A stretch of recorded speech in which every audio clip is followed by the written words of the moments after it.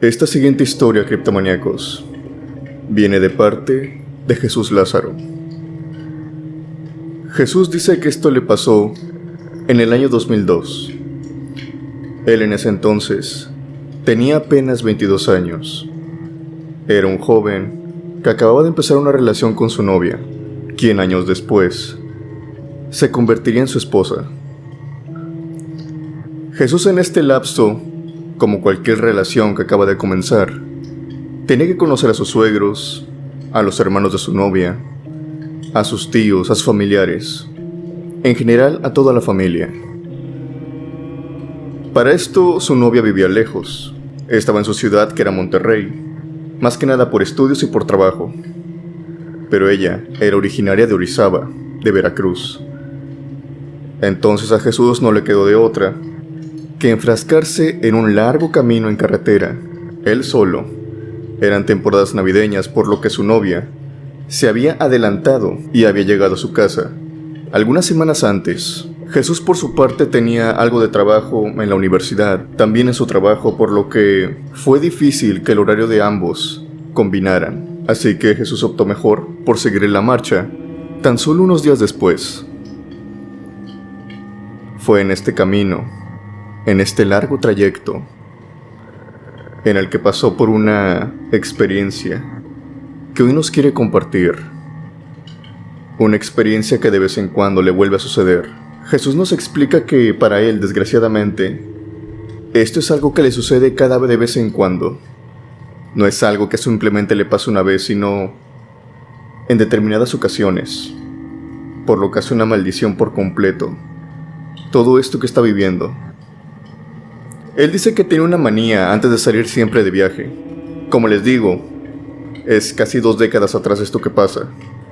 En aquel tiempo no había Spotify, no había YouTube, no había ni siquiera algo bueno para él en escuchar en la radio. Y aparte a él no le gustaba. Él lo que hacía era grabar canciones de radio. Seguramente si tienen ya algo de edad, sabrán que esto era muy común. Grabar canciones, hacer mezclas, era lo que le gustaba poner a él en el camino. Y guarden este dato ya que es muy importante.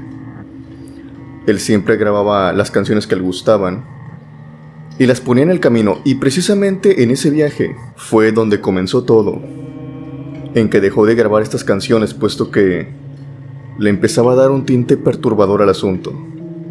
Él dice que cuando puso la cinta e iba manejando, la cinta sin explicación alguna, o más bien, la radio, comenzó a funcionar de manera extraña.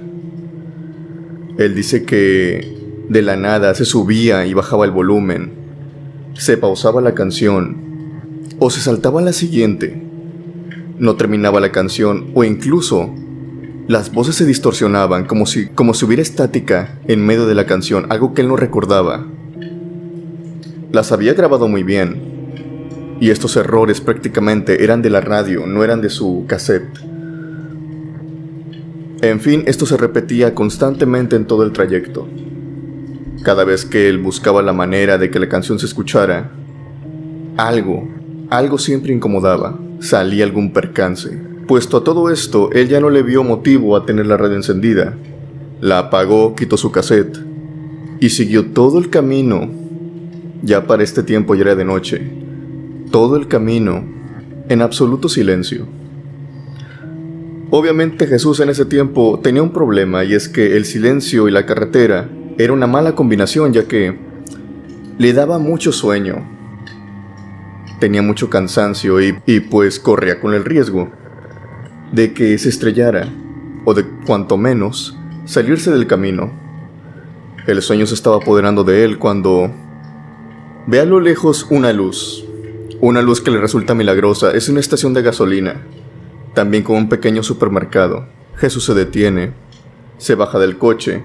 El empleado de la gasolinera se le acerca, él llena el tanque, y en lo que está llenando el tanque, él se mete al supermercado a comprar cosas, más que nada que tengan azúcar, que tengan cafeína, para que le ayude a terminar todo este trayecto largo que todavía le queda mucho por abarcar. Pero a lo lejos, cuando estaba pagando en la caja, nota que el empleado, el que le estaba despachando la gasolina, estaba afuera acercándose demasiado a su auto. Estaba prácticamente encimado en la ventana de su auto, como si estuviera viendo algo desde adentro.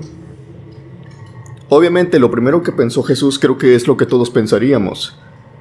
A lo mejor me quiere robar, a lo mejor está viendo qué tengo ahí, que sea muy caro, ¿no? Algo valioso. Jesús no tenía nada a simple vista, pero obviamente esto le llamó la atención. Una vez que él salió del supermercado e iba ya camino a su auto, el empleado se retiró y caminó hacia él. El empleado se dirige a la tienda y Jesús iba a su auto. Al momento de encontrarse, el empleado le dice algo que lo dejó muy confundido, al menos en ese instante, y es que el empleado voltea y le dice: el niño estaba llorando porque usted lo dejó sin música, pero ya lo tranquilicé, pero estaba haciendo berrinche. Jesús se queda con algo de cara de desconcierto. Él no sabe qué decir, así que simplemente le dice: ¿ah, sí? Bueno, está bien. No sabe qué contestar, tal vez lo confundió con algún otro cliente que traía un niño. Jesús llega a su carro, abre la puerta, deja todo lo que había comprado y antes de irse, él decide que tiene que pasar al baño para seguir con todo el transcurso de la carretera. No se quiere detener, mucho menos de noche. Así que va al baño, hace sus necesidades y otra vez cuando iba de vuelta a su auto, él dice que nuevamente ve al empleado de la gasolinera estar cerca de su auto, pero esta vez de una manera más extraña, porque si bien la anterior vez lo había visto de espaldas, encimado en el vidrio, ahora lo ve platicando a un lado del auto, como si alguien viniera dentro de este. Obviamente esto le llama más la atención a Jesús. Él va, camina, de nueva cuenta, el empleado se retira del auto. Y justo antes de que Jesús entre al suyo, el empleado de nueva cuenta lo frena y le dice: al niño lo dejó llorando. No haga eso, ya que aquí a veces pasan oficiales de policía y se fijan mucho cuando ven niños llorando, sobre todo si están solos en el coche. Puede llegar a tener problemas. El empleado se lo dice de una buena manera, tal vez incluso para no disgustar a Jesús, y termina diciéndole que ya lo había calmado, lo había tranquilizado. Jesús de nueva cuenta lo ve y le dice: no sé de qué me estás hablando. Totalmente confundido, él le contesta: mira, gracias por el consejo, pero yo no traigo niños. Tal vez te equivocaste de auto. Algo completamente absurdo, ya que el auto de Jesús era el único que se encontraba en la gasolinera en ese momento. El empleado le contesta: claro que no, de usted es el auto que está ahí en las bombas. Ahí hay un niño. Estaba llorando, usted lo dejó llorando dentro. Jesús vuelve y le contesta: yo no dejé llorando a ningún niño, yo vengo solo. Es en este momento cuando ambos dan media vuelta y se quedan mirando al auto, mirándolo perplejamente, como que queriendo asimilar lo que estaba pasando. Ambos se acercan sin decir ni una sola palabra. Ve que su auto se encuentra totalmente vacío, pero el empleado pone una cara de terror, una cara incluso pálida, cuando ve que en el auto ya no hay nadie. Le jura y le perjura que había visto a alguien en ese auto, y no solamente a alguien, a un niño de tez blanca, llorando, que él había platicado con él. El joven tartamudeaba incluso, se retiró a final de cuentas. ¿Qué más podía decir? Además, Jesús dice que se le podía ver en la cara que tenía mucho terror. Estaba realmente atemorizado. Y también Jesús se encontraba así. Él siguió con su camino, tratando de restarle importancia a esto. Pero para su desgracia, esta experiencia no acaba ahí. Por el camino, recibió una llamada de su novia. Obviamente, al caer la noche, su novia estaba preocupada por él. Ya estaba a punto de llegar. Iba a llegar por eso de la medianoche. Pero ella se quería cerciorar de que viniera por buen camino, de que no se hubiera descarrilado o algo así, de que no se hubiera equivocado tal vez de carretera. Entre la plática que ellos tenían, la novia le pregunta: oye, me dijiste que ibas a venir solamente tú. ¿Vienes solo? Jesús le contesta, claro que sí, vengo solo. Hay un silencio, y nuevamente le dice su novia, no me gusta que me mientas, dime a quién traes. Más que nada para avisar también a sus familiares, por si tienen que preparar alguna recámara extra. No le gustan las sorpresas, sobre todo a su suegro. Jesús le dice, y le vuelve a repetir, no, yo vengo solo. Vengo solo, no traigo a nadie más conmigo. Su novia de nueva cuenta le dice que no le mienta, que por favor le avise. Y ya para este punto, casi cayendo en esa pelea de novios, le dice, ¿cuántas veces tengo que decir vengo solo? Y es ahí cuando su novia le contesta, no me digas que vienes solo. Estoy escuchando la risa de alguien. ¿Con quién vienes? Dime ya, los estoy escuchando. Es en este momento que Jesús tiembla al hablar y le vuelve a repetir, es que yo vengo solo. No vengo con nadie. Y en ese momento se le apaga el celular.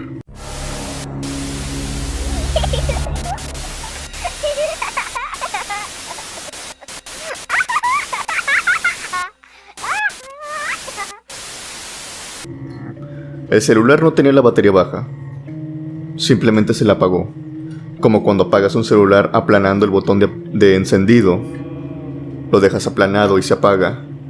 Así se lo habían apagado a él. Cabe mencionar que él no había aplanado este botón. Trata de seguir con el camino, trata de no prestarle importancia a todo lo que ha pasado, y va con cierto temor por toda la carretera, hasta que por fin llega a la casa de su novia, algo atemorizado por lo que había vivido. No fue hasta una noche después de que su novia le había presentado a toda su familia, que le preguntó qué era lo que le había pasado por el camino, que por qué había llegado tan raro. Fue en ese momento que Jesús le dice, mira, me pasó esto, esto y esto. No le hallo explicación alguna, pero la verdad es que no quiero profundizar en el tema. Su novia, por todo lo contrario, ella sí tiene algo que decir respecto a este tema, y es que cuando ella se iba a retirar nuevamente con su familia antes que él, 3 semanas antes que él, 2 semanas, ella le explica que iba a ir en el autobús e iba a ir aburrida, así que tomó uno de sus cassettes que él acostumbraba a mezclar mucho y se lo llevó para escucharlo en un Walkman de cassettes que tenía ella en ese tiempo. Y le pareció muy extraño escuchar todo lo que tenía grabado. Su novia, ella escuchó solamente llantos de bebé, llantos tal vez de un niño de 4 o 5 años, grabados en el cassette. Había 5 pistas, y todas y cada una de ellas era el mismo llanto del niño, repitiéndose una y otra vez. A él obviamente esto le asusta, le dice, a ver, préstame la cinta. Y curiosamente cuando la pone él, suenan las canciones. Su novia aterrorizada le suplica que le crea, que ella le está diciendo la verdad. Yo escuchaba puro llanto de niño, yo no escuchaba canciones. Esto solamente fue el comienzo de algo que lo perseguiría hasta ahora, según él nos cuenta. Porque cada vez que viaja, ya sea él, ya sea un familiar suyo, incluso oficiales en un retén o empleados en gasolineras, ven a Jesús en compañía de un niño. Siempre es el mismo niño, un niño con tez clara, que siempre lo va acompañando, ya sea a un lado de él o atrás de él. Jesús no sabe dar explicación a esto, pero dice que todo comenzó desde aquella noche, 2 décadas atrás. Ese niño lo acompaña, pero él sabe precisamente que solamente lo acompaña en trayectos largos, no en cortos, no en su día a día, simplemente cuando él va a salir fueras. Él se lo ha explicado varias veces a algunas personas. Algunas de estas personas le dicen que ese niño lo está cuidando, Otras, por lo contrario, dicen que ese niño no representa nada bueno y que por el bien de Jesús debería de abstenerse lo más que pueda de salir solo y recorrer grandes distancias de carretera, ya que puede que ese niño esté esperando el momento indicado para ocasionar un accidente.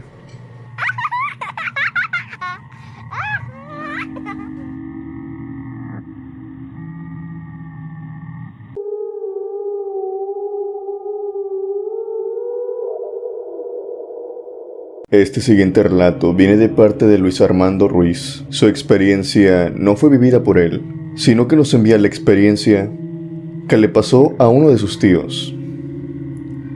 Su tío, de nombre José, era un trailero, pero era uno de estos traileros a los que les gustaba viajar mucho a diferentes estados, a diferentes ciudades, por el simple hecho de que en ese tiempo él era muy joven.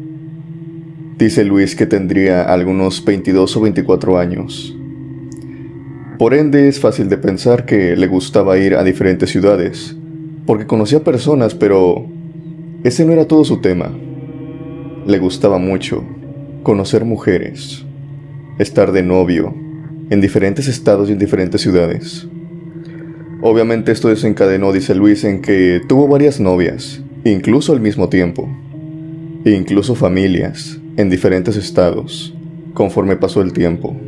Su tío pecaba mucho de lo que se podría decir en su pueblo como un hombre ojo alegre, un hombre mujeriego.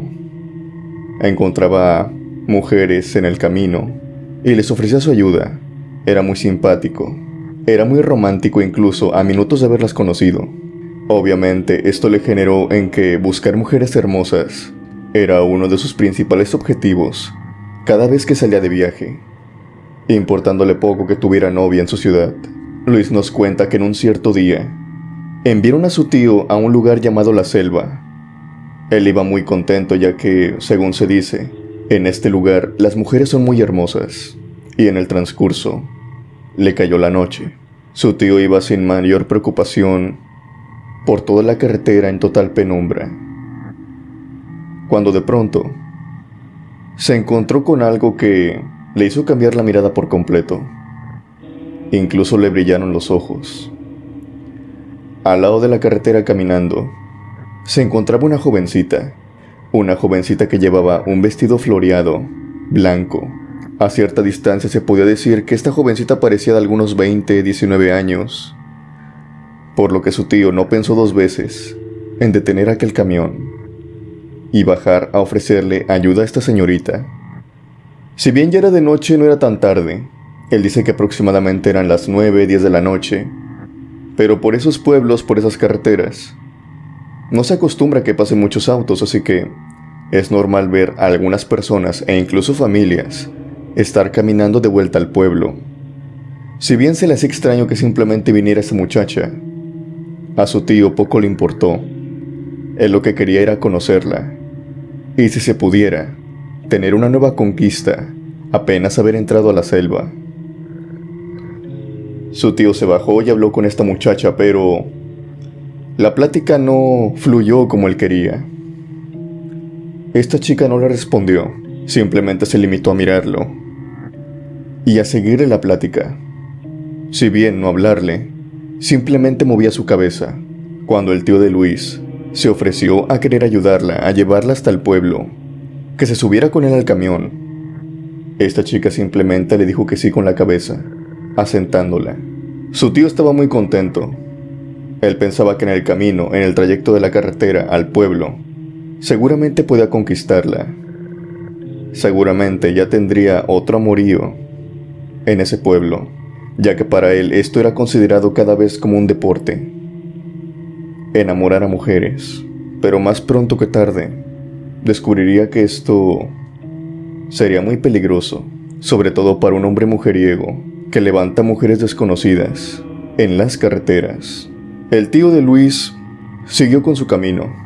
En el transcurso de este iba hablando con la señorita. De nueva cuenta no le contestaba ni una pregunta que le hacía, simplemente movía su cabeza diciendo sí o no. Obviamente algunas personas Esto lo interpretarían como que la chica no quería hablar, pero el tío de Luis era muy insistente. Él estaba determinado a enamorar a aquella jovencita, así que él pensó, si no se puede con las palabras, a lo mejor con el tacto puedo avanzar terreno. Él pensó que tal vez era una chica de estas fáciles, por así decirlo, en la manera más despectiva. Así que, ni corto ni perezoso, empezó a bajar su mano, acercándola lentamente a la pierna de la chica. Y una vez llegando a esta, la empezó a tocar por arriba del vestido. Su tío la empezó a tocar, masajear, lentamente hasta que de pronto ya tenía toda la mano subida en la pierna. Esto lo hizo de manera lenta para ver si la chica le respondía o le quitaba la mano. Eso significa que no quería que la tocara. Pero para su sorpresa, esta chica no se movió. Ni siquiera lo miró. Ni siquiera titubeó. Esta chica mantenía su rodilla, su pierna, en el mismo lugar que siempre, y cuando el tío de Luis agarró la pierna de esta chica y la acercó hacia él, esta chica no hizo ningún movimiento, simplemente se dejó llevar por la mano. Obviamente, al ver que esta chica le estaba siguiendo todo el juego, el tío de Luis se encontraba sumamente contento, sumamente gustoso. Él pensó vulgarmente que ya se le había armado todo, incluso antes de llegar al pueblo. Él pensó acercarse un poco más y en determinado tiempo detener el camión, pero quería avanzar un poco más con esta chica. Bajó su mano y empezó a subir el vestido. Una vez que empezó a subir el vestido, dice que se le vino un olor fétido hasta su nariz, un olor fétido como a podrido, un olor fétido también aunado como a un cadáver. Esto por completo, este olor impregnó todo el camión. Obviamente esto lo desconcentró, por lo que retiró su mano de inmediato y se la puso en la nariz. Para su sorpresa, cuando llegó a un terreno donde había luz, ya estaba por llegar al pueblo. Había varias lámparas en las carreteras. Vio que con la luz de las lámparas, cuando iban pasando por arriba del camión, aluzaban un poco dentro de la cabina. Y fue ahí donde pudo notar que las piernas de esta chica habían cambiado por completo.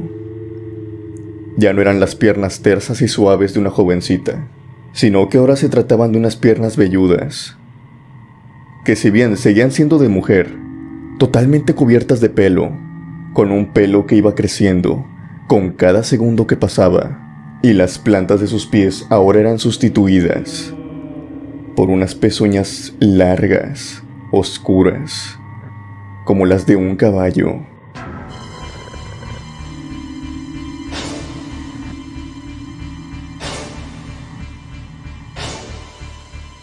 Por si no fuera poco, debido a esto, el tío de Luis alzó la mirada, y al momento de alzarla y mirar a un lado de él, se dio cuenta de que esta señorita había cambiado por completo, pero no del cuerpo, sino de su cara. Su cara se encontraba anormalmente más grande y con una forma distinta. No era la cara de un humano, y como si esta mujer se hubiera dado cuenta de que el tío de Luis la estaba mirando fijamente, volteó su rostro para mirarlo, y al momento de hacer esto, demostró su verdadera cara. Era la cara de un caballo. La cara de un caballo que tan solo al mirarlo le empezó a relinchar y empezó a gritar también. Gritar los gritos desesperados de una mujer a la vez de relinchar como un caballo. Esto ocasionó que el tío de Luis empezara a descarrilar el tráiler y como pudo logró detenerse incluso algunos kilómetros adelante. Bajó del camión corriendo. Desesperado, llegó al pueblo corriendo, dejando el camión en la carretera, pero que mientras corría por su vida, escuchaba como claramente un caballo estaba corriendo atrás de él, las pezuñas de este acercándose y acercándose, pero jamás alcanzarlo, como si estuviera jugando de alguna forma macabra con él. Jamás lo alcanzó, pero siempre lo mantuvo a unos cuantos metros de distancia. A la mañana siguiente pudo volver con el tráiler y una cierta leyenda empezó a tener sentido. Si es que no conocen esta leyenda, yo se la relataré a grosso modo, de forma muy breve. Se dice que cuando los hombres, ya sea camioneros, transportistas o incluso rancheros en un mismo pueblo, son hombres muy mujeriegos, les encantan conocer mujeres cada noche distinta, enamorarlas de pueblo en pueblo o incluso en carreteras. Al mismo tiempo que hacen eso, están atrayendo un ente. Esto se cuenta en los ranchos. Un ente que se conoce como la cegua. Una mujer con cara de caballo, que se le aparece a estos hombres mujeriegos. Y más que nada lo hace de noche. La cegua siempre viste como al hombre le gusta. Si a este hombre le gusta que vistan de minifalda, la cegua se aparecerá ante él como una hermosa jovencita con una minifalda. A la vez de que si al hombre le gustan de tez blanca o de tez un poco aperlada o más morena, la cegua tomará ese color de piel, tomará las facciones que más le guste al hombre, a la par también de sus ojos y más cosas. Todo esto para mostrarse como una mujer muy atractiva, la mujer de sus sueños, para que este hombre, débil ante la carne, débil al conocer una chica tan guapa y no acercársele, se encuentre con la cegua. Dicen que este espíritu simplemente se limita a asustarlos, ya que no hay ninguna víctima, simplemente apariciones que se le hacen a estos hombres, para que según cuenta la leyenda, dejen de jugar con los corazones de las mujeres, dejen de enamorarlas, que les sean fiel solamente a una. Según eso, es el espíritu de la cegua, por eso se les aparece. Y aquella noche, el tío de Luis fue una víctima más de este ente. Así que dime tú ahora, ¿crees en esta leyenda? ¿Crees en la cegua?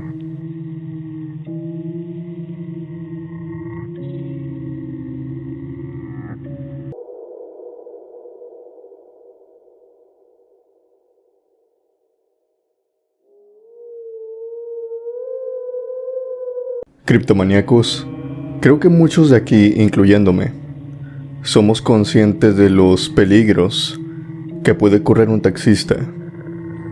Es decir, subes personas que no conoces, prácticamente en la calle, que no sabes cuáles son sus intenciones, que no sabes incluso si quieren hacer algo malo o te lo quieren hacer a ti. En Oriente, tanto en Japón como en Rusia, hace unos años atrás hubo una iniciativa para poner taxis más seguros, más que nada para los choferes.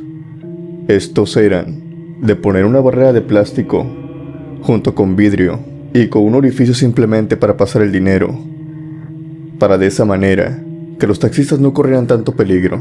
Es muy triste saber que esta iniciativa no prosperó, y más ahora con las salidas de Uber, Didi y diferentes aplicaciones de transporte que hay, de transporte privado. Simplemente a esto se le pasó la página. Aunque cabe decir que experiencias de taxistas con asaltos, con robos, hay muchas. Tal es el caso del siguiente relato que les traigo. Este relato no tiene un nombre en sí que lo comparte. Lo compartió un usuario de la red en uno de los foros. Este relato viene de Rusia, de la parte norte del país. Según empieza el relato, este es un taxista en el año 2021. Es un taxista de la vieja escuela, podría decirse. Lleva años dedicándose a esto. Es un hombre mayor, tiene 70 y tantos años. Por lo que su modus operandi era el de siempre: ir por la calle, tratando de conseguir pasaje a algunos clientes. Pero había tenido una muy mala racha. En los últimos días no había conseguido nada, casi nada de pasaje. Obviamente mermado también por las aplicaciones, pero también tienen que entender que es una persona mayor. Él no puede hacer el salto tan fácilmente a manejarse por aplicaciones mediante celular, aunque fuera muy fácil. Él explica que esto se le dificulta mucho, por lo que prefiere mil veces salir en su taxi a buscar pasajeros. Le sigue yendo muy mal. Ha tenido días incluso que ningún cliente consigue. Esto obviamente lo platica con algunos amigos, Obviamente, algunos de sus amigos, taxistas jóvenes, que dejaron de ser taxistas para pasarse a estas aplicaciones de transporte. Y uno de sus amigos muy amablemente le dice que le va a pasar a uno de sus clientes.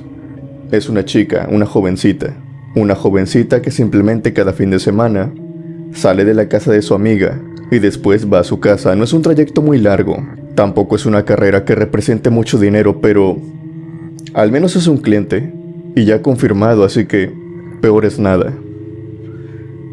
Este taxista lo toma y en punto de las 10 de la noche, él va a la parada de autobús en donde esta chica, supuestamente, lo tiene que estar esperando. Ahí le dijeron, puede variar. Ella a veces llega a 5 para las 10 o 10 para las 10. Otras veces llega a las 10 o incluso se puede demorar hasta las 10:15. Va variando. Pero ella siempre llega. Dale un lapso. Esta chica le llama al taxista y le confirma que ella va para allá. El taxista, obviamente, al saber esto, se va con total lentitud. Él dice que no va necesariamente rápido, sobre todo porque es temporada de invierno, hay nieve y la carretera en algunas partes está prácticamente congelada. Estamos hablando de Rusia y un mal giro puede desembocar en un accidente terrible. Este taxista llega a la parada de autobús y la ve totalmente solitaria, sola por completo. Es una parte lejana. Esto tiene sentido. Pero capta su atención algo, y es que ve a una mujer parada, valga la redundancia, en la parada de autobús. Esta mujer camina de un lado hacia otro, mirando para todos lados, como que algo desesperada, como que algo le inquieta. Este taxista se para a algunos cuantos metros y le avienta las luces. Esta chica las ve y sigue caminando de un lado a otro. Lo que el taxista piensa es que, bueno, es la primera vez que vengo por ella, de seguro no reconoce el carro. Soy alguien totalmente nuevo para ella. Tengo que ser muy empático, tengo que ser muy amable, si es que quiero que sea mi clienta. Entonces, este hombre va acercando su taxi poco a poco. Se tiene que decir que este hombre no tiene una imagen de la chica. Él no sabe cómo luce, simplemente sabe que es una mujer. Entonces se acerca a ella y le pregunta si ella pidió un taxi. Se presenta, oye, mira, me llamo tal, tú pediste el taxi, yo vengo por ti, ¿verdad? Pero al acercarse más a esta mujer, y es más, cuando esta mujer se acercó al taxi, nota algo que se le hace sumamente extraño, y es que esta mujer es demasiado alta, es muy alta. Este taxista dice que al menos medirá 1,90, 1,92, que es una estatura muy alta para una mujer. Hay algunas mujeres que la tienen, pero son muy pocas las excepciones. También el taxista dice que la ropa que lleva esta mujer resalta, pero no particularmente porque tuviera colores muy llamativos, sino más que nada por la talla de esta. Este taxista dice que usaba unos pantalones, unos leggings, pero demasiado pegados y demasiado cortos. Aquí vamos a hacer un paréntesis para explicar muy bien que el taxista no se refiere a que era demasiado corto, porque así sea el pantalón. De una forma sexy no era nada de eso, sino que simplemente el pantalón se notaba que no era para la chica. No era la talla correcta para la chica, igual de sus otras prendas. Se notaban que esas prendas que traía eran para una talla mucho menor a ella. Era como ver a un adulto con ropa de niño muy ajustada. Él más o menos así lo interpreta.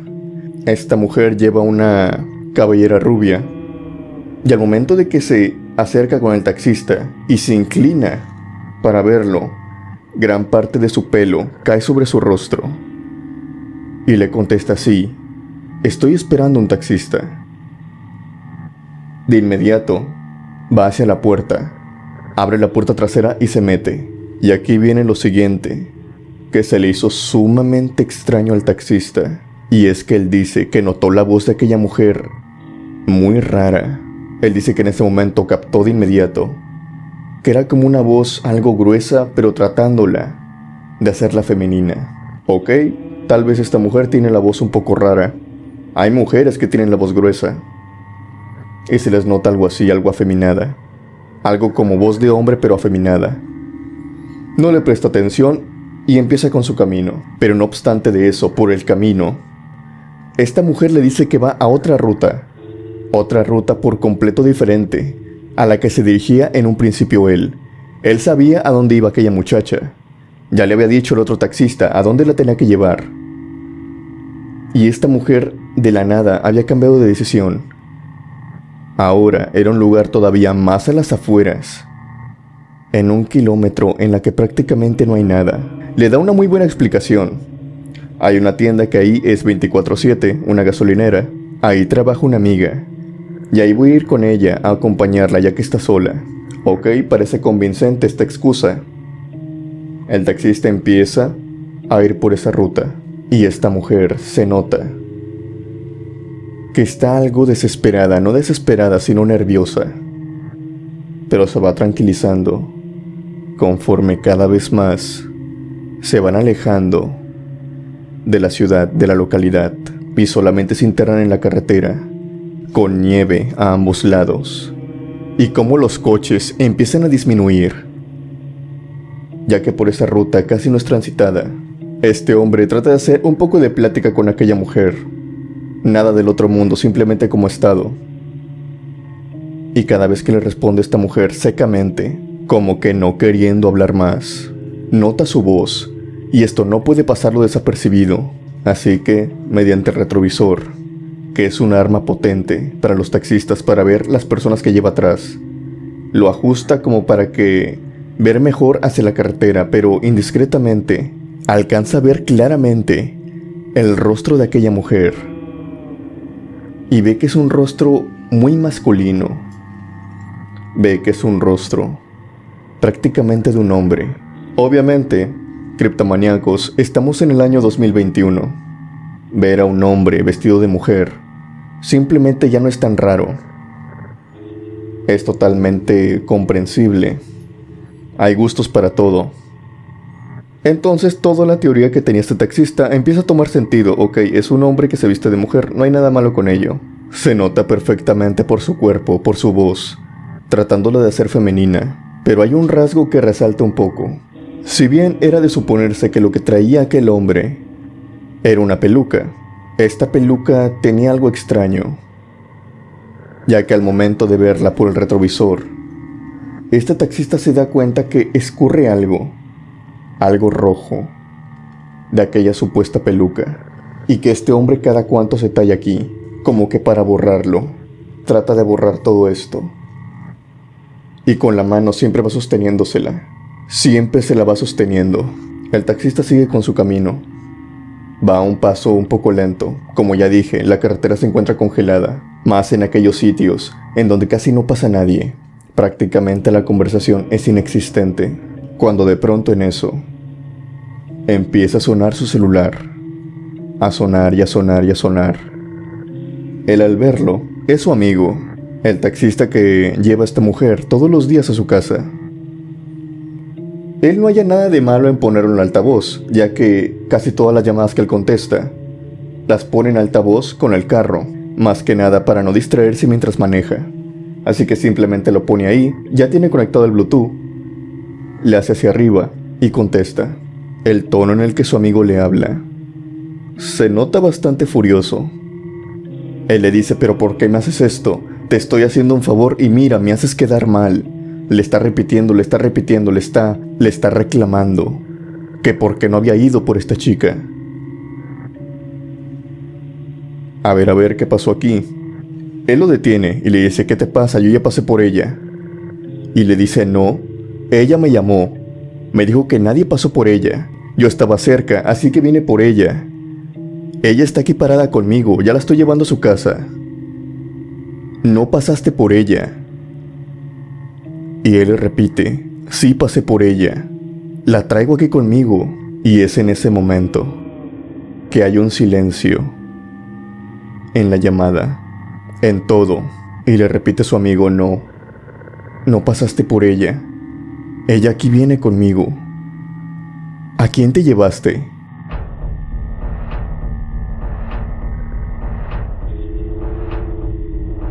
El taxista en ese momento alcanza a frenar muy drásticamente. Debido al hielo en la carretera, se salen del camino. Él no frenó por la sorpresa que escuchó y sintió como de manera muy violenta se abalanzaban desde atrás hacia el asiento de enfrente.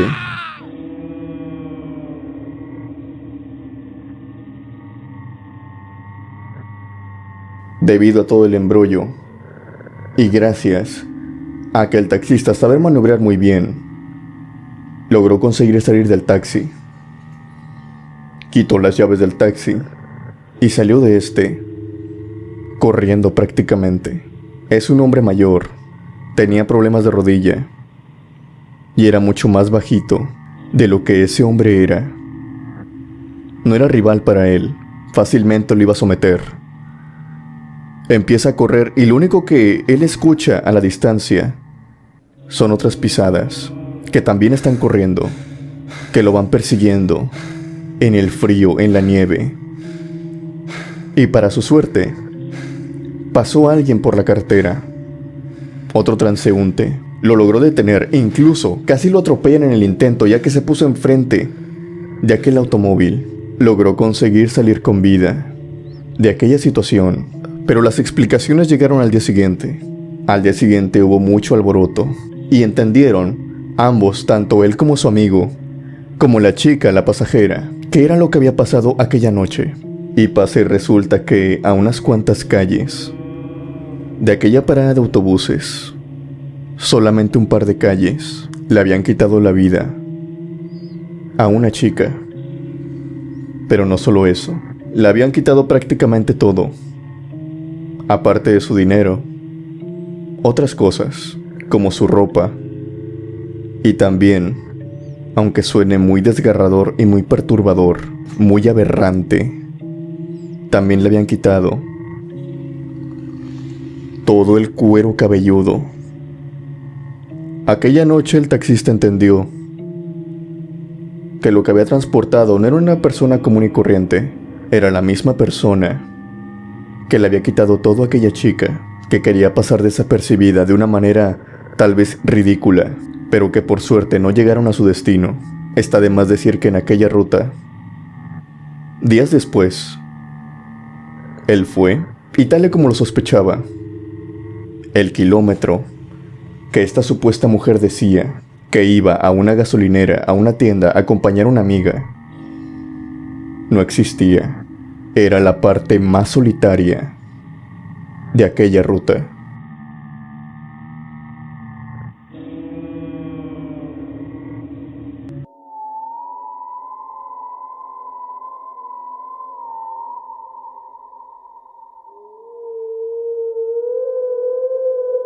Esta siguiente historia viene de parte de Toño e Iván, que manda saludos a todos los criptomaníacos y también les manda un saludo hasta Veracruz. En esta ocasión nos quieren contar una experiencia que les sucedió por ahí del año 2009, cuando ellos dos apenas contaban con 19 y 20 años. Ellos en aquel tiempo estaban en un pueblo, en el cual trabajaban ambos para la misma constructora. Esta constructora los necesitaba para transportar y la carga y descarga de los materiales. Por ende, a veces les tocaba llevar todo el cargamento hasta otro pueblo u otra zona. En aquel tiempo estaban construyendo algunas iglesias, algunos edificios, no muy altos, pero sí algunas bodegas. Por ende, los tiempos de trabajo a veces sobrepasaban las 8 o 9 de la noche, tal como en esta ocasión que fue una de ellas. Toño e Iván siempre los mandaban juntos, no solamente porque fueran primos, sino que también eran muy efectivos en lo que hacían, en cómo desempeñar su trabajo. En aquel día, en la última semana, había una sobrecarga de trabajo. Había mucho material que llevar, por ende, incluso los llevaban a altas horas de la noche, en un pequeño camión, un Torton, el cual manejaban con todo el material adentro. Aquellos dos habían llegado a su destino y ya se encontraban de vuelta al pueblo, en camino. Y debido a todo el cansancio de todo el día, Toño iba manejando, e Iván iba sentado en el asiento del copiloto, pero Iván iba completamente dormido. Todo el exceso de trabajo, cargar y descargar block, bajar sacos de cemento, de varilla, de mármol, de yeso, palas, picos. Todo eso cansa, y cansa bastante. Por ende Iván iba profundamente dormido, todo sucio y también sudado. Los dos iban así. Toño iba peleando contra el sueño, tomándose una taza de café, bien cargada. Era su último viaje. Por fin se dirigían de nuevo a casa cuando de pronto nota que la carretera, anormalmente, se encuentra muy vacía. Toño dice que en ese momento eran pasadas de las 10 de la noche. Incluso para la hora, era muy extraño ver la carretera completamente vacía, es decir, eran los únicos transitando por aquella carretera. No había autos, ni carretas. No había nada, absolutamente nada. Obviamente, esto le preocupaba un poco a Toño porque, si bien que haya más tráfico o menos, no te afecta cuando vas conduciendo, sí te afecta cuando tienes mucho sueño. Al menos las luces, el sonido de los motores, los claxon, te mantienen despierto. Y cuando vas muy cansado y ves en una carretera, en silencio total, eso no ayuda mucho, por lo que en ese momento Toño va y enciende la radio. Al momento de encenderla nota que tampoco había señal. Esto era también muy extraño, ya que siempre había señal. Siempre había una estación de radio cual comunicar, pero en ese momento no había nada. Ni una sola estación de radio se sincronizaba. Iván al final se da por vencido.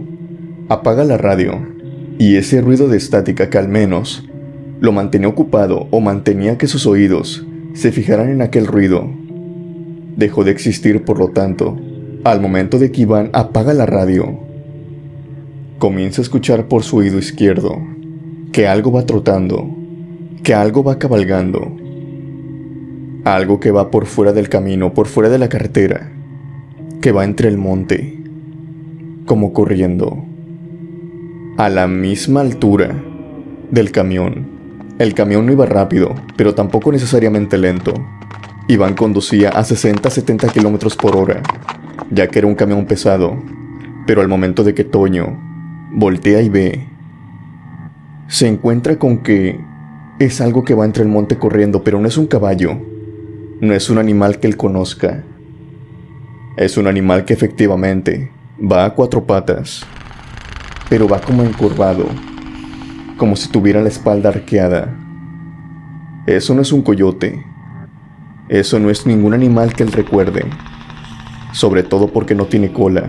Toño nos empieza a decir que las extremidades de este ser son muy largas. Es como si sus piernas y sus manos estuvieran anormalmente más largas que su mismo cuerpo, corriendo entre la penumbra de la noche. En ese momento Toño le pone más atención a aquel animal, y conforme le presta más atención, se va dando cuenta de que aquel animal, aquel extraño ser, no es que mantenga la misma distancia, es que quiera mantenerla. Y también a la par se va acercando, y se va acercando, y se va acercando. La carretera va en línea recta. Aquella cosa no. Aquella cosa, conforme va corriendo, se va acercando cada vez más y más a la carretera, al momento de que, inevitablemente, estén uno al lado del otro. Toño la sigue observando. En aquel momento él dice es como si estuviera hipnotizado por aquella criatura. No la para de ver. La sigue mirando fijamente conforme ella se va acercando, pero al momento de que él reacciona, fue cuando esta criatura voltea y lo ve. Esta criatura dice que tiene ojos rojos. No pudo ver muy bien su silueta ya que estaba toda oscura, pero los ojos le brillaban en la oscuridad. Eran como 2 puntos rojos, moviéndose de forma frenética. Toño esto lo hizo recapacitar, lo hizo salir de su trance. En ese momento, captando todo lo que está pasando, importándole poco si Iván venía dormido, empieza a acelerar el camión. El camión es un camión pesado, tarda en acelerar, pero al momento de que va acelerando el motor empieza a sonar más fuerte. Obviamente la carretera tampoco es que esté en muy buen estado, hay curvas también, por lo que debido a todo el movimiento que está haciendo Toño, Iván se despierta, y muy asustado por el movimiento que hay, sabe que su primo no es normal para él que actúe de esa manera. De hecho, él era el transportista porque era el que mejor conducía de ambos y era el más responsable. Se despierta Iván y le pregunta qué es lo que está pasando. ¿Por qué ibas tan rápido? ¿Qué está pasando? Toño simplemente no puede hablar. Él dice que no puede hablar, simplemente le dice con la cabeza que hay algo allá. No, ni siquiera le dice. Simplemente apunta con la cabeza, con los ojos totalmente abiertos como platos, diciéndole que voltee hacia su ventana. Iván capta la indirecta y voltea. E Iván también lo ve. Es decir que esto no fue inventado simplemente por Toño, sino que Iván también ve a esa extraña criatura corriendo al lado del camión. Iván le pregunta asustado, él es menor que él, ¿qué es eso? ¿Qué es esa cosa? ¿Es un caballo? ¿Es un coyote? Pero bastaba prestarle un poco de atención a aquella criatura para constatar de que no se trataba de ningún animal que ellos conocieran. Iván, sin poner menor resistencia, también le dice que acelere y que lo deje atrás. Que acelere, que acelere y que acelere. El camión inevitablemente empieza a acelerar más y deja aquella cosa atrás.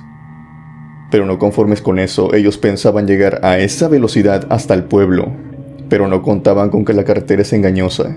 Y para su mala suerte, tan solo aproximadamente unos 15 a 20 minutos de camino. Según ellos dicen, la carretera tiene un bache, y a la vez del bache, da una vuelta en ese. Y cuando da esa vuelta en ese, hay un enorme agujero. Un hoyo que se hizo en medio de la carretera, el cual por eso mismo hicieron la forma de ese para obstruir ese hoyo. En ese momento ellos no lo recordaron. El camión pasó de largo, salieron de la carretera, y para su mala suerte cayeron en ese hoyo. El camión, al ser un camión pesado, al ser un camión de varias ruedas, no logran sacarlo. Son en vano todos los intentos de Toño e Iván también para hacer que ese camión se mueva. Por más de que aceleraban, por más de que arrancaban, el motor no era suficiente. Necesitaban una grúa. Por obvias razones, ellos en ese tiempo no cuentan con celular, simplemente con un radio. Y este radio simplemente comunicaba a la tienda de materiales, la cual ya estaba cerrada. No tenían forma de cómo comunicarse. Ellos no contaban con celulares en aquel tiempo. Debido a esto, surge una discusión entre ellos. Por un lado está Toño, que le dice a Iván que lo mejor sería seguir con su camino, llegar hasta el pueblo y encontrar ayuda. Y por el otro lado está Iván, el cual se encuentra muy asustado tan siquiera para salir del camión. Él no quiere salir del camión porque de alguna manera se siente protegido. Él quiere permanecer ahí hasta que salga el sol. Algo completamente absurdo porque eran las 10:30 de la noche. Faltaba mucho para que saliera el sol. Otra cosa que dice Iván es que a lo mejor se pasaba alguien por ahí, pasaba algún carro o mejor alguna patrulla. Pero para su mala suerte parecía todo desértico. No se lograban explicar por qué ningún auto pasaba.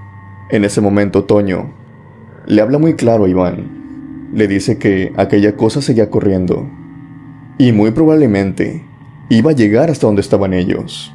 Aquella cosa no se iba a detener y no sabían qué era, pero que si podía correr así, de esa forma, a la misma velocidad del camión, con esas largas extremidades que ambos vieron. Él le dice claramente que un vidrio, que una puerta de este camión desgastado, este camión oxidado, no va a ser nada para él.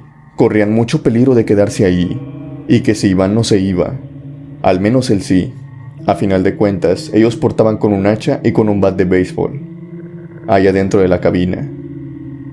Hay que salir corriendo, le dijo Toño, y si nos encontramos una cosa parecida, usamos el hacha y el bat.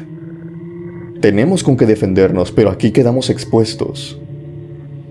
El camión no se va a parar, y simplemente estaremos atrincherados. Y si corremos, porque iban muy mentalizados de que al salir del camión iban a empezar a correr hasta llegar al pueblo, tenemos más posibilidad de encontrarnos con alguien, o de llegar a una de las casas que están antes de llegar al pueblo y pedir ayuda. Sonaba como un plan mucho más sensato y mucho más efectivo que quedarse en el camión. Iván, al final de cuentas, termina por aceptar, y al salir ambos del camión, empezaron a correr desesperadamente. Ambos dicen que en aquel punto de sus vidas, en ese momento, fue cuando más rápido corrieron, fue cuando más rápido sus piernas le respondieron, ya que iban con miedo, iban con adrenalina, que tan solo les bastó pocos minutos para llegar a una de estas casas y tocar desesperadamente. Los ancianos que vivían ahí incluso salieron asustados, ellos dicen. Creyeron incluso que se trataban de ladrones. Pero ellos les explicaron todo lo que les había pasado. Su camión. Obviamente se guardaron la parte de la criatura. Se guardaron esa parte. Pero dijeron que habían chocado y que algo los venía persiguiendo. A la mañana siguiente fueron por el camión en compañía de una grúa y en compañía también de otros empleados de los materiales. Querían ver en qué circunstancias habían dejado aquel camión y, para sorpresa de todos, no contaban con lo que verían. Aquel camión seguía en aquel agujero, pero las puertas habían sido arrancadas de ambos lados. Obviamente el camión ya estaba viejo, pero aún así se requería de mucha fuerza para arrancar unas puertas de acero, como aquel camión tenía, unas puertas de fierro pesadas. Habían sido arrancadas, y por dentro en los asientos, todo se encontraba rasguñado, como si garras hubieran desmembrado por completo los asientos y también el tablero. Todo por dentro del camión se encontraba rasguñado. Hubo varios testigos de esto. Iván y Toño fueron los principales, los que supieron exactamente qué era lo que había pasado. Aquella cosa inevitablemente, como dijo Toño, llegó hasta el camión, llegó hasta ellos, y al ver que no se encontraban ahí, al ver que no decidieron quedarse ahí esperándolo, como a lo mejor él hubiera pensado, se llenó de furia y se desquitó con el camión. Una historia que, dice Iván y Toño, tiene muchos, pero muchos testigos de qué fue lo que pasó, de cómo encontraron el camión. A lo que se le atribuyó simplemente que fue vandalismo. Al menos eso fue lo que les dijo los policías y el de la grúa. Vandalismo sin más. Lo extraño es que si hubiera sido vandalismo, simplemente se adentraron y destrozaron el camión. No se llevaron llantas.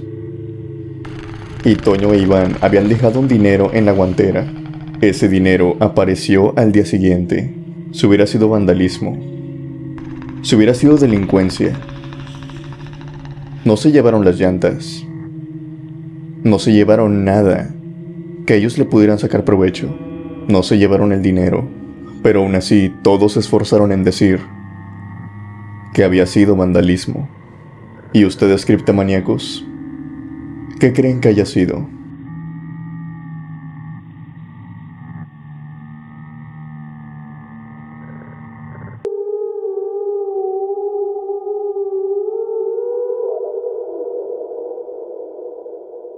Este siguiente relato viene de parte de Julio Orozco. Julio ya ha mandado otras historias al canal, y esta es la historia que, precisamente para él, se la mantiene mayormente guardada.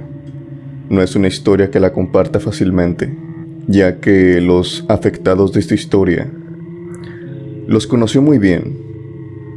No es que conociera todo de sus vidas, pero platicaba mucho con ellos. Y obviamente el final que tuvieron, a él le resulta muy triste. A él le resulta incluso algo difícil de contar. En esta ocasión, por esto mismo, he decidido contarles esta experiencia en un solo video, para que todos puedan escucharla y puedan sacar sus propias deducciones. Creo que muchos en la audiencia estarán seguros de que han escuchado relatos sobre algunos espíritus que se aparecen en carreteras, que se aparecen en ciertos edificios, en ciertos lugares. Muchas personas incluso saben que estas apariciones ocurren, pero no saben el porqué, no saben la historia detrás de esto, no saben qué detonó en que un fantasma, un ente, apareciera en ese lugar precisamente todos los días o todas las noches, a una hora en específico. Muchos conocemos el relato de La Llorona. y por eso mismo sabemos que se aparecen ríos, pero el siguiente relato es acerca de una mujer que se aparece en una carretera que Julio me ha podido mantener en secreto. Solamente dirá que es en Monterrey, y los nombres de estas personas tampoco se mencionarán, ya que me pide respeto a las mismas, y solamente quiere contar esta experiencia para ponernos a pensar que detrás de cada aparición de estos entes hay una historia, muchas veces aterradora y muchas veces un tanto trágica, como la que vamos a conocer hoy. Julio ha sido taxista una gran parte de su vida. Él dice que dejó el oficio por eso del 2013, pero desde el 2005 al 2013, ese fue su único empleo. Esta historia sucedió una década atrás, en el año 2010. Por obvias razones, Uber y Didi ni siquiera existían. Si te querías mover rápido, era mediante un taxi. Por ende, Julio, al pasar los años, estuvo haciendo, por así decirlo, una cartera de clientes. Entre estos clientes mencionará dos, lo que viene siendo una familia, 2 padres y 2 hijos, y una pareja de novios. Esta pareja de novios, él dice que se hicieron amigos en el transcurso de los viajes. Se notaban que era una pareja muy humilde, tanto la jovencita como el jovencito. Tenían aproximadamente unos 17, 16 años y no tenían mucho dinero para salir, pero les gustaba ir a un puente que se encontraba cerca de la ciudad. Julio dice que siempre los llevaba ahí y que a veces cuando los recogía o los veía de nuevo, ellos se encontraban en el puente comiendo algo económico obviamente. Sin embargo, cuando los veía irradiaban mucha felicidad, mucho amor, por así decirlo. Eran una de estas parejas empalagosas. Aunque también estos jóvenes tenían su historia, ya que ambos habían tenido tendencias a autoinfligirse daño. Y ambos de estos jóvenes también padecían de depresión, a la par de otros síntomas que son muy difíciles de llevar, e incluso para una persona adulta.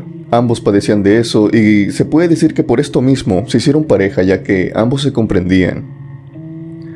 Esta pareja, estos jóvenes novios, siempre pedían el taxi por eso de las 6 a las 7. Aunque claro, esto se complicaba para Julio, ya que la familia también le pedía el taxi a esa hora, o en horas cercanas. La familia requería de sus servicios en la mañana, tarde y en viernes, que era este mismo día que los novios lo pedían, también a las 6 o a las 7. Julio pensó que tenía que descartar uno de ellos, ya que no podía complementar ambos viajes, pero pasa y resulta que la pareja de novios, ellos decidieron que sí, podían compartir incluso el taxi, ya que ellos eran los que se subían al último. Así que Julio adaptaba su ruta. Primero pasaba por toda la familia, la cual se iba en los asientos traseros, y después pasaba por la chica, que siempre se encontraba parada esperándolo a un lado del canal, en un pequeño puente. Al pasar los días y al pasar las semanas, esta familia y la jovencita se hicieron amigos también, puesto que iban en el mismo taxi. Todos los viernes en la tarde, Julio pasaba y dejaba a la familia en el parque, o a veces en un restaurante que era donde iban, y seguía con la chica hasta ir por su novio. Obviamente Julio sabe que los novios, esta pareja de novios, aceptaba ese trato porque él sabía su posición económica, y Julio les cobraba menos de lo que le cobraría a una persona normal por prestar esos servicios. Obviamente al pasar los meses, la niña de la familia empezó a ver como amiga a esta jovencita, ya que se la pasaban hablando, y todo el ambiente se entornaba como de amistad, ya estos últimos días. Pero dado el caso de que Julio siempre esperaba la llamada para confirmar estos viajes, ya que por X o Y razón a veces no se podían hacer, aunque llegó un día en que el novio se subió antes que la chica. Lo tomó desprevenido. Le había llamado a Julio unas horas antes para que pasara por él. Obviamente este chico y Julio también llevaban una especie de amistad. Por lo mismo, este joven le pidió un favor a Julio. Le dijo que su novia y él no estaban pasando por un buen momento y le iba a invitar a un viaje a ver a su familia. Pero no conforme con esto, le iba a dar un anillo. Julio dice que no era un anillo de casamiento. Obviamente no se podían casar, eran menores de edad todavía. Pero era un detalle romántico y a la vez Le pareció con un poco de cringe, como por así decirlo, pero era un detalle romántico y que posiblemente a la chica le hubiera gustado mucho. Para sorpresa de Julio, cuando se lo dio, le dijo que por favor lo trajera con él y se lo diera a la chica una vez que ésta bajara en su casa. El motivo por el que decidió esto el chico es porque era muy tímido. Algunas personas no lo entenderán, pero este chico era bastante tímido, por ende, ni siquiera se atrevía a decirle a su novia o proponerle esto, siempre recurría a otras personas para que se lo dijera. Era una persona muy tímida este chico. Pasa y resulta que para la sorpresa de Julio, él estaba esperando la llamada de este jovencito, pero la llamada jamás llegó. Pasaron las horas y recibió un mensaje de texto. En este mensaje, que era corto pero preciso, le dijo que el plan se había ido a la basura. Básicamente que retuviera el anillo por otra semana más, ya que él y su novia habían tenido una discusión y se había marchado antes de tiempo, muy enfadada con él. Julio dice, bueno, son peleas de noviazgo, se van a reconciliar tan solo al pasar algunos días. Julio espera de nuevo la llamada. Al viernes siguiente, él cargaba todavía con el anillo, pero en esta ocasión no recibió ninguna llamada. Es decir, aquel chico no le llamó para nada. Él dijo, bueno, voy a pasar por la misma ruta, pero tampoco vio a la jovencita. El pequeño puente donde siempre lo esperaba ahora estaba totalmente vacío. Julio siguió con su camino, pero no sin percatarse de algo. La niña que siempre portaba con la familia, porque en ese tiempo estaba pasando con la familia como siempre lo hacía cada viernes, le dijo a su mamá, mira mamá, ahí está mi amiga, ¿por qué no pasaron por ella? Julio alcanzó a escuchar esto. Obviamente volteó por el retrovisor para ver hacia atrás, a ver si estaba la jovencita ahí, a lo mejor se la había pasado, pero no había nadie en el puente. Obviamente Julio lo primero que pensó es que tal vez la chica se había confundido o había visto algo que pues no estaba ahí. Los niños a veces tienen mucha imaginación. Entonces Julio no le prestó mayor interés a esto y siguió con su trabajo normalmente. Pasaron de nuevo los días y Julio seguía portando con aquel anillo, pero no es por ser mala persona ni nada de eso, pero Julio en ese tiempo decía que tenía mucha demanda de trabajo, se encontraba muy ocupado y debido a este trabajo que tenía en exceso a veces, se le olvidaba por completo que tenía el anillo allí, lo mantenía guardado en la guantera. Y creo que muchos se podrían identificar con Julio, incluso yo lo podría hacer. A veces cuando tienes mucho trabajo, no te percatas de cosas que traes, o cosas de antes, días anteriores que tienes que hacer. A veces simplemente te distraes. Julio siguió con su trabajo y, llegado otro viernes, de igual manera no le marcaron. Era como si esta pareja se hubiera esfumado simplemente. Julio de nueva cuenta pasó por la familia, y cuando iba de nuevo por el puentecito del canal, en esta ocasión sí vio a aquella jovencita. Aquella jovencita se encontraba parada, viendo cómo el taxi se acercaba, mantenía la mirada fija en el taxi. Lo que primero pensó Julio es que le iba a hacer la parada, que de seguramente se les había pasado llamarlo. Pero no, aquella jovencita simplemente los miró, pero no les hizo ningún señalamiento, no les hizo ninguna seña para que se parara el taxi. Julio siguió con su camino. Pensó que tal vez ya tenían un nuevo taxi, pensó que tal vez a lo mejor tenían un nuevo método de transporte. Lo único que a él le mantenía ahora sí que con pendiente, es que portaba con ese anillo. Al marcarle al muchacho, este jamás contestó. Marcaba una, otra y otra vez, y no contestaba. Al pasar los días, y nuevamente llegar otro viernes, vio de nueva cuenta a la chica parada, con la misma ropa, unos jeans de color verde y una blusa blanca. De nueva cuenta se encontraba parada en el mismo lugar y con la misma ropa. Pero no le hizo ningún señalamiento. El taxi de nueva cuenta pasó, e incluso la familia le preguntó a Julio si ya no pasaba por esa pareja de novios. Todos la estaban viendo y se les hacía extraño. Julio le explicó que ya no habían pedido sus servicios, así que simplemente lo dejaron pasar. Obviamente Julio quería entregar este anillo, no se lo quería quedar, pero él pensó que iba a cometer un error si se lo entregaba a ella, ya que se suponía que era una sorpresa, y él esperaba a que el chico le dijera cómo, dónde y cuándo. Y es en este punto cuando comienzan las cosas extrañas y las cosas aterradoras en esta carretera. y es que empezaron a sufrir accidentes.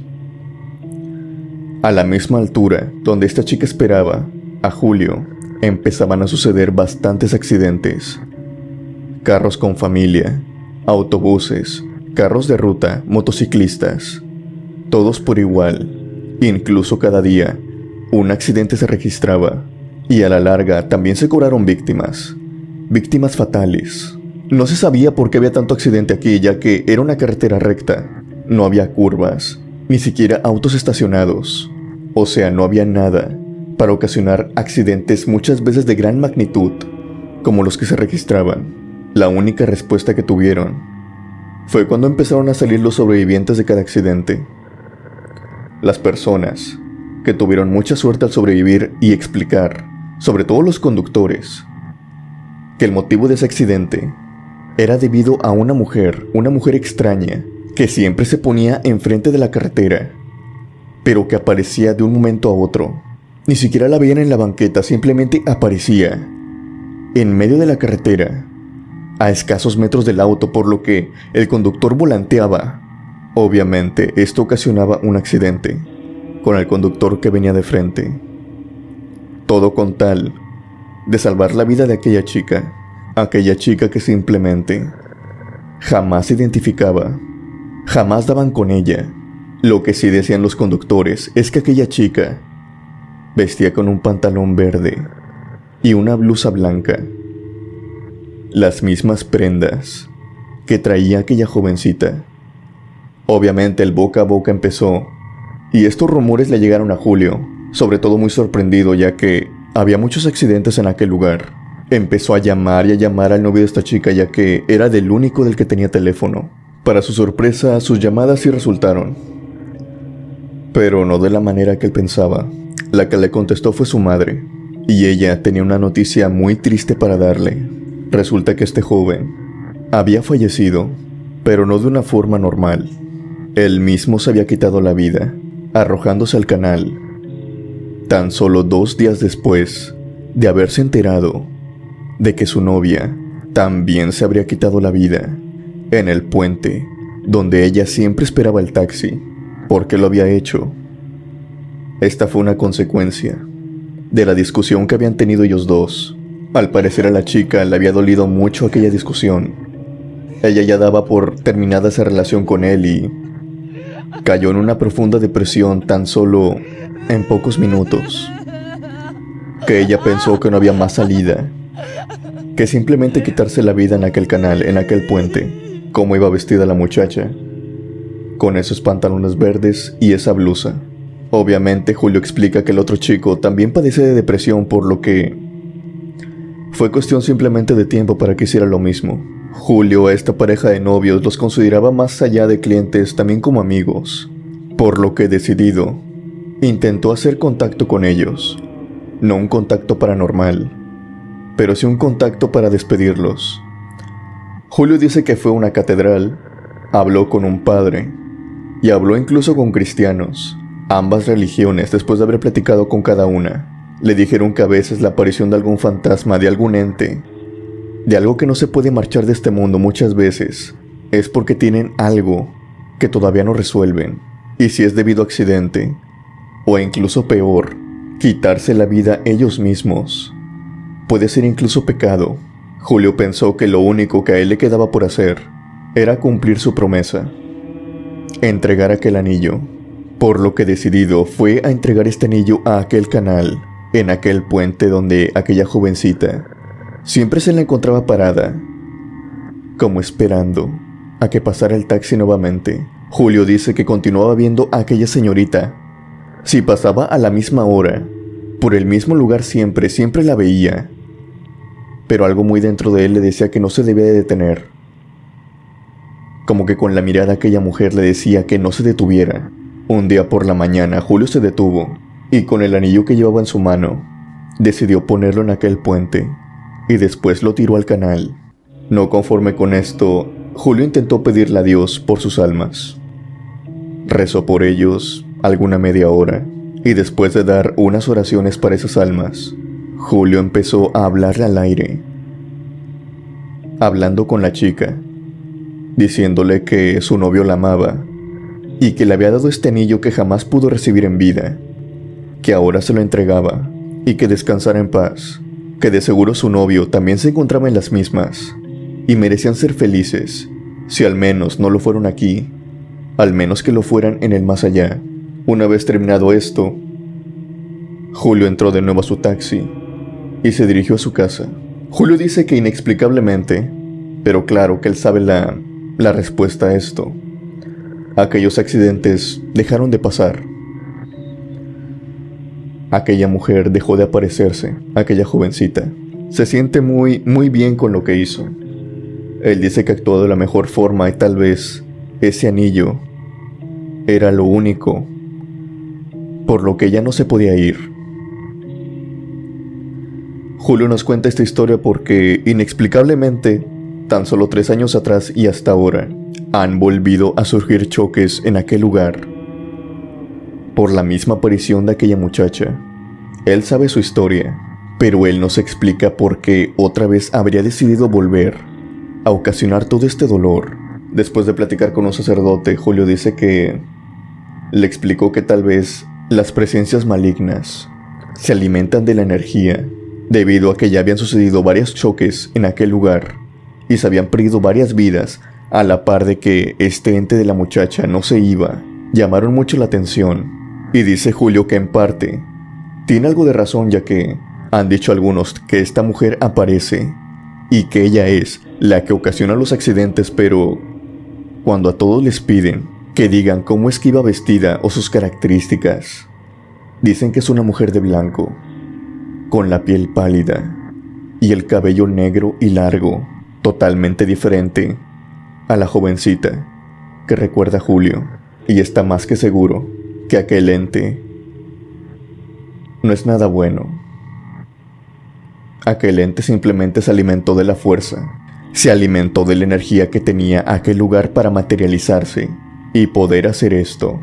Una historia triste, que termina con un final aún más triste, pero con años después, con algo aterrador que acecha en aquella carretera. Gracias, Julio, por mandar esta historia. Y ahora esto es para los criptomaníacos que están escuchando este relato.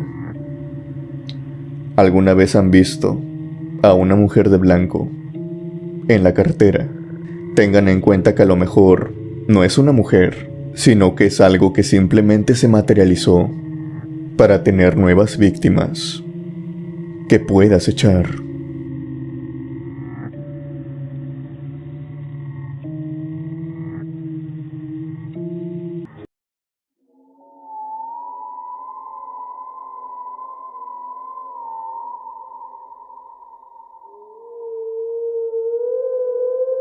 El siguiente relato viene de parte de Gustavo Cervantes. Gustavo nos quiere compartir en esta ocasión la historia de su abuelo cuando era joven. Se dedicaba al trabajo de camionero. Su abuelo iba de provincia a Lima a dejar mercancía frecuentemente. En uno de estos tantos viajes que tenía, lo habían mandado a Arequipa por cargamento que tiene que llevar. En ese transcurso del camino, él no lo haría solo, lo haría en compañía de un ayudante que él tenía, un acompañante que iba para ayudarlo a descargar todo lo que llevaba. Salieron de provincia para hacer este cargamento, y justamente cuando habían llegado a Arequipa, apenas estaban llegando, les cayó la noche. Gustavo cuenta que a su abuelo no le gustaba viajar de noche, pero la mercancía que tenía que entregar era muy importante, así que siguió con su camino. Ya estaban a punto de llegar cuando de pronto vio algo a la orilla de la carretera. Algo que no le gustó para nada y que, según dice Gustavo, lo aterró de cierta manera. Su abuelo no es una persona que crea mucho en lo espiritual, pero sí se asusta de sobremanera cuando ve que ha habido accidentes en un cierto trayecto. Sí cree que tal vez hay algo en la carretera que esté mal hecha, o que simplemente tenga energías que ocasionen estos accidentes. Lo que su abuelo vio a un lado de la carretera se trataban de cruces, una cruz tras otra, numerosas cruces que había a un lado de esta. Obviamente, debido a esto, dice que su abuelo se empezó a poner un poco nervioso, ya que las cruces, aunado al hecho de que todo estaba oscuro prácticamente ya, todo en penumbra. Lo hacía poner muy nervioso. Su acompañante dice que le explicó que estaban en la Quebrada del Toro y que por desgracia en el camino, muy frecuentemente en esta carretera, en esta parte, ocurrían varios accidentes, ya sea por la misma tierra, porque se deslavaba cierta parte del camino, ocasionaba que autos quedaran totalmente sepultados entre la arena y el lodo, así como también que otros se descarrilaran, pero que si iban con cuidado, nada iba a pasar. Simplemente le sugirió que fuera más despacio y que fuera con cuidado, ya que la carretera era muy engañosa en ese tramo en particular. El abuelo de Gustavo siguió este consejo, pero no fue muy lejos hasta que nuevamente se detuvieron por algo. Esta vez el motivo fue que había algo en la carretera. Algo les obstruía el paso por completo. Se trataban de personas. Eran unas personas con vestimentas extrañas. Estaban haciendo movimientos extraños, como si estuvieran bailando. El abuelo de Gustavo se empezó a poner todavía más nervioso y empezó a tocar el claxon. Estaba a punto de arrancar para ver si así lograr que estas personas se dispersaran del camino. En ese momento su acompañante lo tocó del hombro y lo detuvo. Le dijo que no se preocupara por ellos, que se trataban de danzantes. Eran unos danzantes de la Quebrada del Toro. Todos estos estaban usando el traje de la Diablada, y es por eso que se veían tan extraños, sobre todo en la noche. Su abuelo dice que se detuvo esta vez con un poco más de calma, y simplemente se limitó a estar tocando el claxon, para ver si de esta manera aquellas personas se movían, pero no resultó para nada. No importaba cuántas veces tocara el claxon, aquellas personas seguían bailando en medio de la carretera, sin prestarle atención alguna, cuando en ese preciso momento, ya que debido al cansancio que tenían, porque ya eran horas altas de la noche, se quedaron por completo dormidos. Su abuelo dice que no sabe ni cómo ni cuándo, pero cuando despertaron, se dieron cuenta que los danzantes ya no estaban. Se habían retirado, se habían ido por completo. En ese momento su abuelo despertó a su acompañante y continuaron con el camino, pero de nueva cuenta se detuvieron en este. Y esta vez no eran cruces ni danzantes los que lo habían detenido, sino que era el mismo camino. Se había deslavado por el lado izquierdo y toda la piedra y todo el lodo había quedado por completo, obstruyendo el paso de la carretera. El abuelo de Gustavo dice que en ese momento se bajó del camión y empezó a ver algunas alternativas para salir de esta, pero lo único que consiguió ver es que justamente unos metros atrás del camión, antes de que el camino se deslavara, se encontraban unas cruces. Eran 5 cruces, el mismo número de danzantes que había visto bailar en medio de la carretera. Y no solamente se dio cuenta de eso, sino que también el deslave de aquella tierra había pasado hace poco, hace minutos tan solo. Él cree, y está seguro de esto, dice Gustavo, que su abuelo dice que aquellas almas no son culpables de todos los accidentes que pasan, que es más, estas almas te ayudan, porque aquella noche está más que seguro que se hubiera seguido con su camino, que si aquellos danzantes no hubieran obstruido ese camino, está más que seguro que ese deslave los hubiera alcanzado, y no estuvieran contando esta historia, simplemente serían 2 víctimas más de la Quebrada del Toro. Por suerte, dice su abuelo, que aquellas cruces infunden miedo en los conductores, infunden un cierto terror, una cierta advertencia de que tienen que ir con cuidado, pero que a su vez también, para él al menos, funciona como un método de estar más relajado, ya que todas las almas de ahí no propician accidentes. Al contrario, dice su abuelo, que éstas las salvan.